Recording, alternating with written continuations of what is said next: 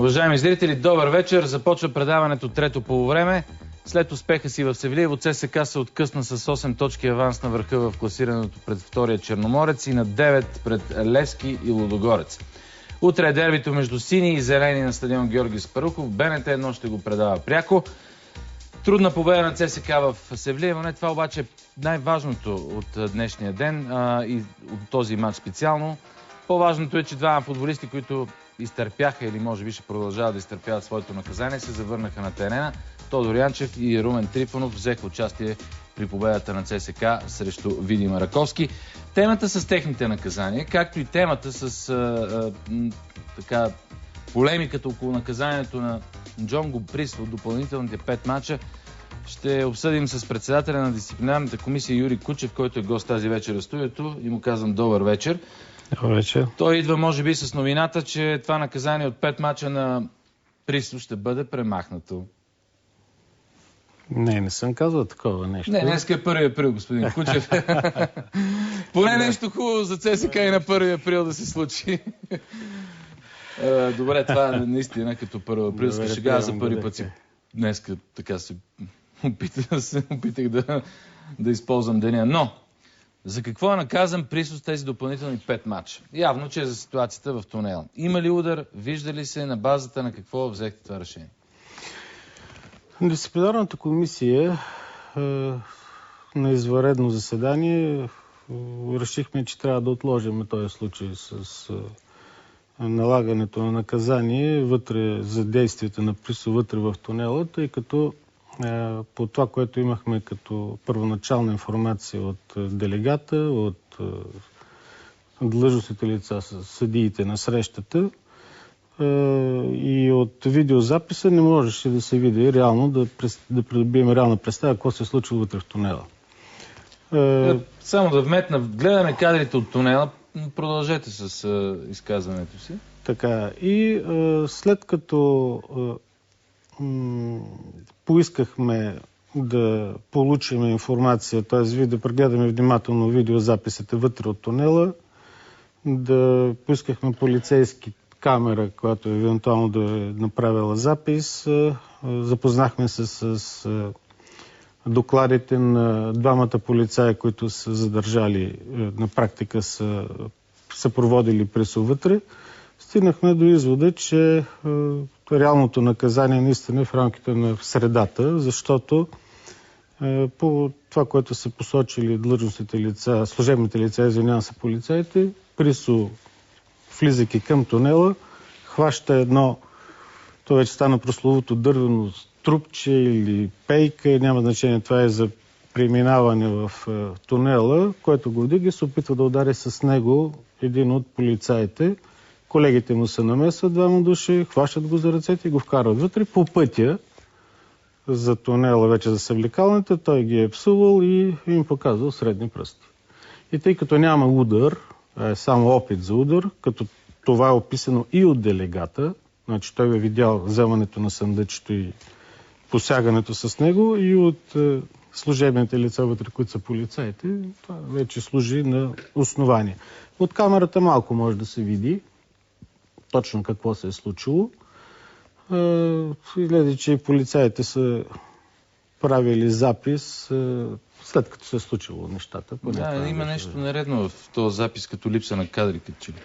Ами също някаква такава констатация като че ли, но не сме органа, който може да го установи това нещо.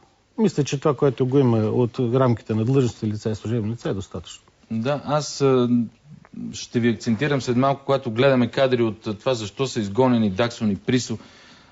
Споменахте за делегата, който е длъжностно лице в този матч и определено неговите показания, така да се каже, се вземат предвид вземането на решение от ваша страна. Вие казахте, че делегата е видял ситуацията в тунела, но аз след малко, когато гледаме картината, ще ви обърна внимание къде е делегата, когато Присо влиза в тунела.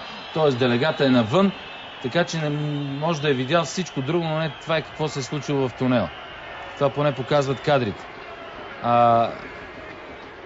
Гледаме кадрите от ситуацията с Даксон и с Присо. Смятам, че решението на съдията е правилно, но тук задавам аз въпроса.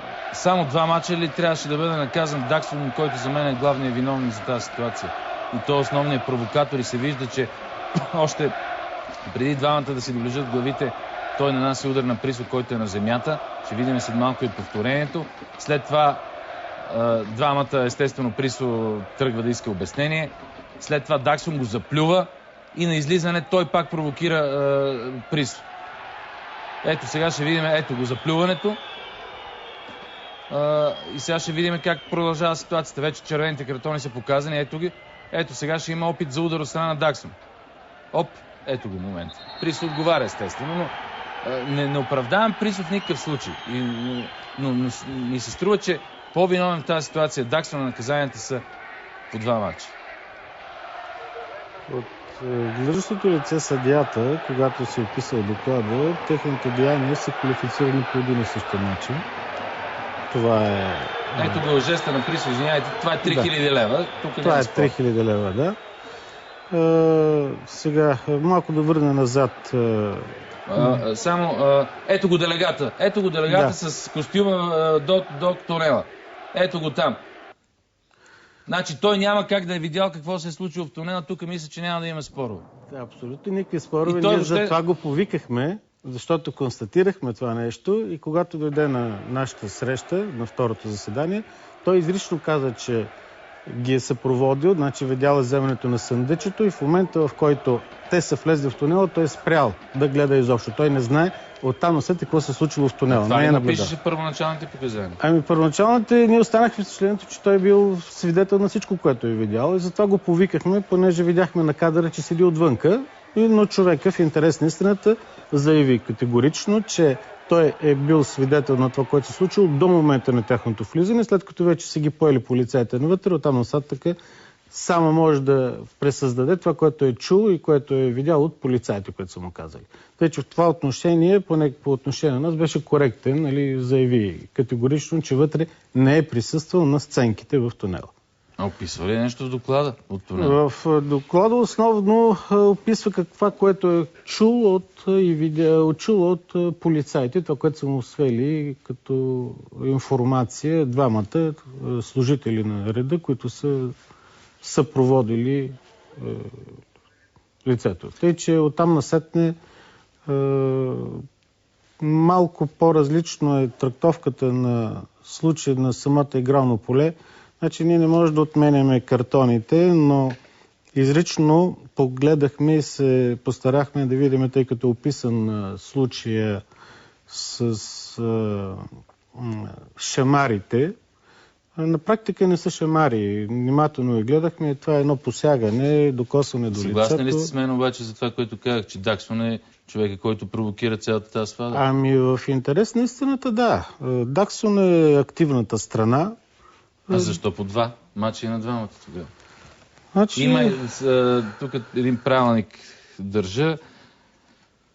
Не знам кой член е, но имаше един член, сега да не го търся. Когато се види това нещо и когато даден футболист е подстрекател, то имаше трактовка, че има така допълнително наказание за него, пък намаляване на наказанието на потърпевши. Нещо такова, аз може би не се изразявам добре. Така, на практика ние намаляваме наказанието на основният потърпевш или на основният състезател, който получи най-многото наказание, а не да увеличим наказанието на инициатора. Добре, искам да ви попитам нещо конкретно.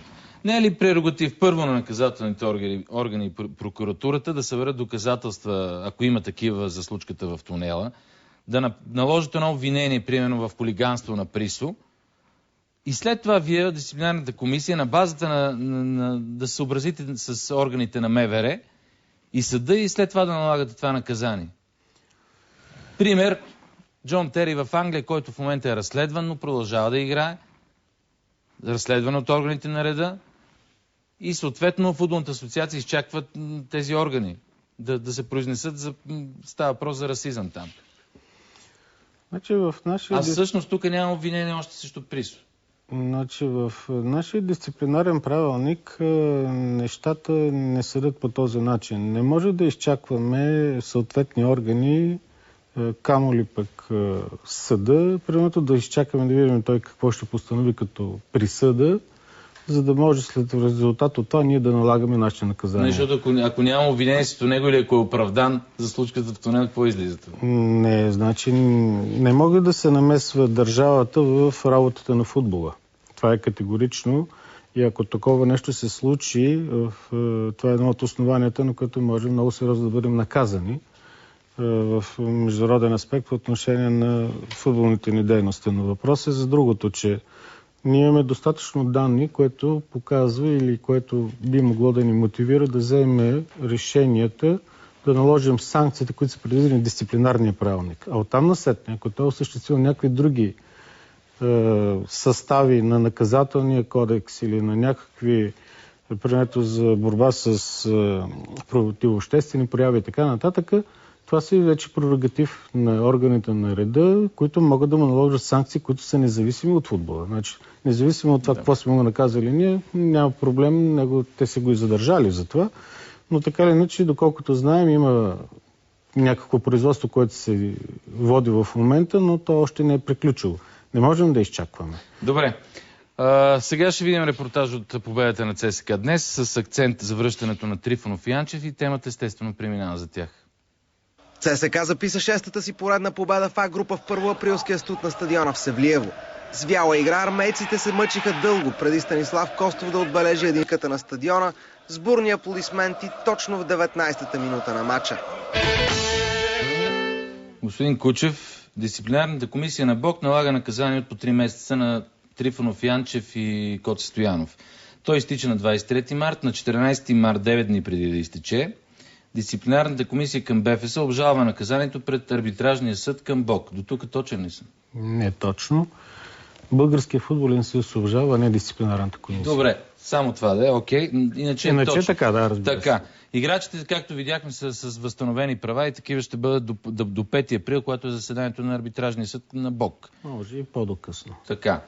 Тук е въпросът обаче. Защо на 27 март на заседание на дисциплинарната комисия на БФС не може да отмени или да измени свое решение? Ето го пред мен е това решение.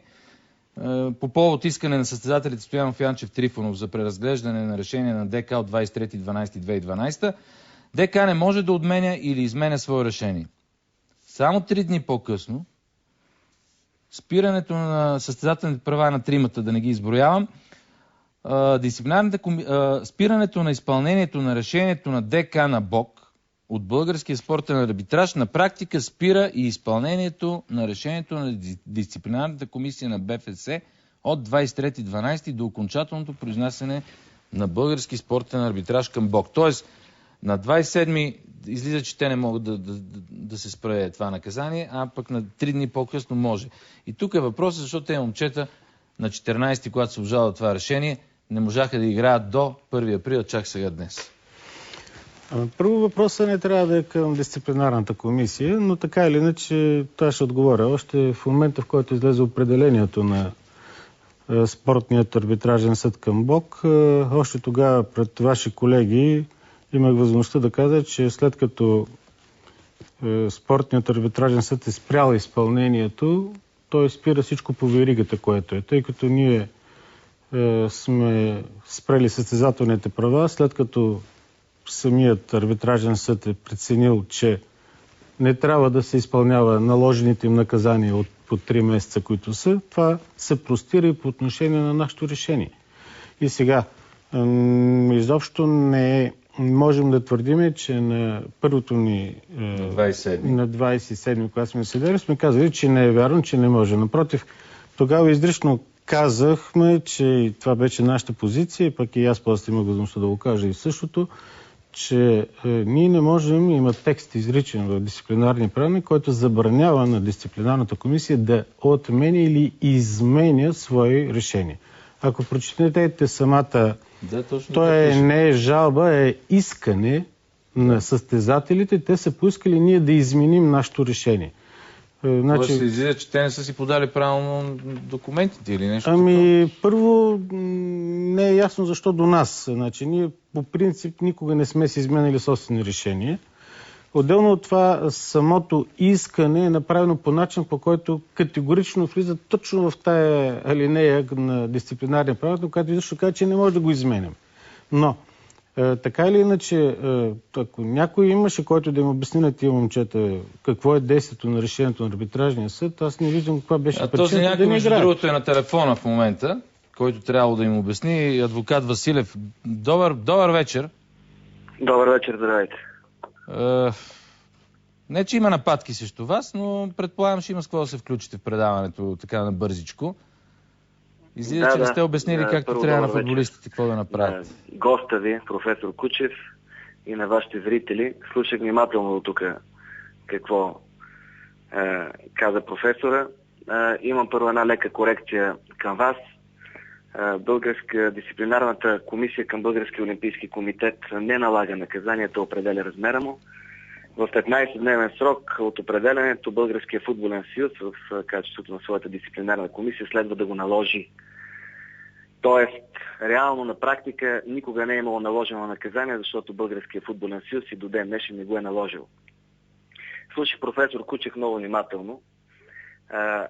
Истината е, че българският спортен арбитраж, независимо от нашата сигнал до него, че е нарушена процедурата и искахме с определение да прекрати производство пред себе си, така от неговите действия в ЦСКА стана ясно, че той ще се опита да разгледа спора по същество. И от момента на определението от 14 март на сайта на ЦСКА ние качихме становище на мен и на Борис Колев, че реално няма правно основание футболистите да бъдат лишени от състезателни права от момента на определението на там. Тоест ние много добре сме знаели, че от определението на там следва, че те не могат да бъдат лишени от състезателни права.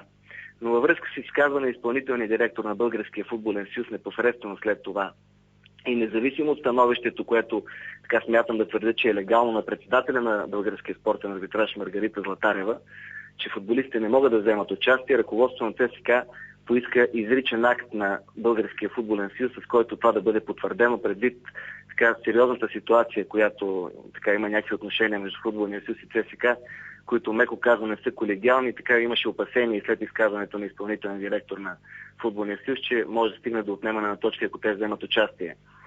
Относно процедурата, която тече от момента на установяване на нарушението на антидопинговите правила, категорично е едно. Процедурата е нарушена от дисциплинарната комисия на Българския съюз, която не наложи определеното от дисциплинарната комисия на Българския олимпийски комитет наказание. Оттам нататък, всяко решение на Българския спортен арбитраж, ако той се събере и реши случая по същество, е възможно да бъде атакувано за нищожност.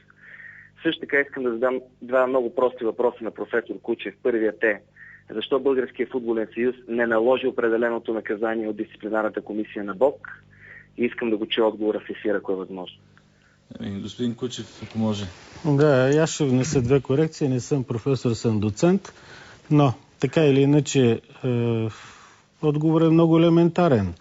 Нямаме решение на арбитражния съд, което да е влязло в сила. Оттам насетне аз имам акт, който трябва да изпълнявам. Мисля, не трябва ли да се позовавате на решението на ДК на БОК? То не е влязло в сила. Обжалвано е пред арбитражен съд, което... От кой е обжалвано? От Българския футболен съюз. Ама е обжалвано на 14 март. В законния срок. Значи след като имате един акт и след този акт е постъпила жалба, акта не е влязъл в сила до окончателното произнасяне на органа, който е компетентен да се произнесе по втора инстанция. В случая спортният арбитражен съд. Оттам насетне, докато нямам окончателно влязло в сила решение, не виждам какво мога да изпълня. Това е все едно да искате да изпълните първоинстанционния съд и осъждане на нещо, ви обжалвате и... Добре, защо от 23... Мене ми е ясно, защо от 23-12, когато излязло решението на ДК на БОК, до 14-3 няма нищо?